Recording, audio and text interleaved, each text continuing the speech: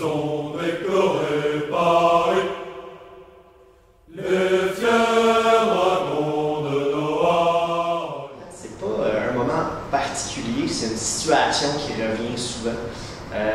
Moi, je dois avouer qu'une bonne soirée autour du feu avec mes frères d'armes, c'est quelque chose qui est pour moi sacré, c'est quelque chose que je m'ennuie de ça durant l'hiver. C'est vraiment quelque chose pour moi qui est important. Je garde un but, puis un de mes collègues est blessé, il hurle à côté le dos sur un chêne, puis moi je reste auprès de lui parce que je suis blessé ici aussi. Puis je défends nos deux carcasses avec mon casse-tête jusqu'à ce qu'on fusille sur place. Un beau moment, oui. Parce que les émotions étaient pas mal fortes à ce moment-là. Parce que je pense que j'étais le plus près que je pourrais être à ce que le gars a vécu à ce moment-là. Le 250e de Louisbourg.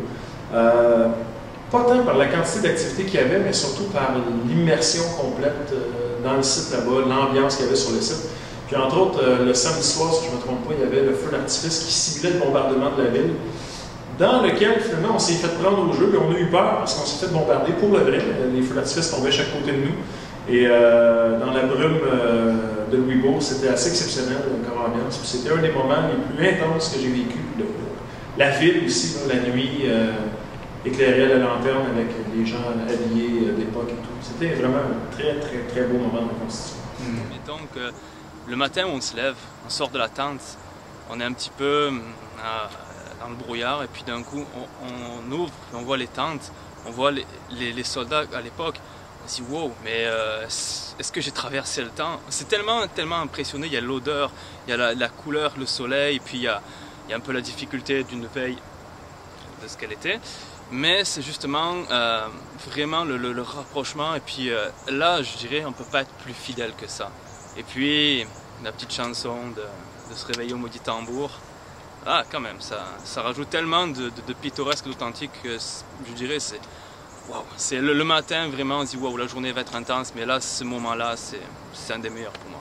En 2004, au deuxième grand encampement au Michigan, à Stony Creek. C'était une activité très intense de 3 jours, avec environ au moins 2 à 3 batailles par jour, dont des batailles navales, des batailles de l'artillerie, des embuscades dans le bois à des températures incroyables, suivi de combats dans la plaine après avoir marché pendant des heures. Combat de la cavalerie, ce qui est très, très, très rare, mais qui a été très, très apprécié de ce point de vue-là. Et justement, l'officier de la cavalerie était québécois, était francophone, donc on a pu parler avec lui. Puis avoir une entente, il nous a chargé durant la bataille, on n'était plus beaucoup après cette bataille-là, parce que justement aussi durant la fin de semaine, on a fusionné les 4 groupes canadiens, 3 groupes d'infanterie et un groupe d'artillerie. Et puis on a travaillé ensemble durant toute la fin de semaine, donc on était une unité très très grande, encadrée par d'excellents officiers avec un canon très impressionnant. Et puis justement, c'est ça, on a réussi à faire des batailles incroyables, sans arrêt, et une expérience hors du commun. On était sur un terrain qui était, on pourrait dire, militarisé, 24 heures sur 24, ou au moins pendant toute une journée. Il y avait des batailles prévues, mais aussi c'était disponible pour d'autres choses. Quelqu'un avait sorti l'idée d'aller voir si, à l'autre bout, les canons anglais étaient bien gardés, les compter. On s'est ramassé peut-être un douzaine. On allait voir ça, tout à coup il y a une alarme, ah les Français sont là, il y a un groupe d'anglais qui débarque, puis il y avait un bon 30 minutes de est-ce qu'ils vont tirer, est-ce qu'on va tirer, est-ce qu'on déclenche quelque chose qui n'est pas officiel dans le scénario. Finalement, on a eu l'autorisation de tirer, il y a un canon qui nous a supporté. C'est un très bel moment de reconstruction, beau moment de reconstruction.